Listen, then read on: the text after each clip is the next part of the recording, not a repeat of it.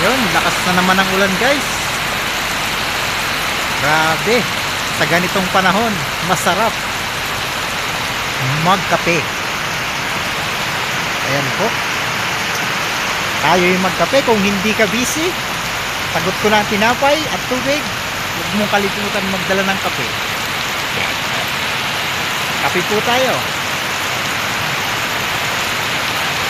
Lakas talaga ng ulan. Okay? Sa ganyang kalakas ng ulan at kalaki ng patak ng ulan, mga 30 minutes lang po yata. Pero humigit, baka baha na naman po tayo sa iri ganyan.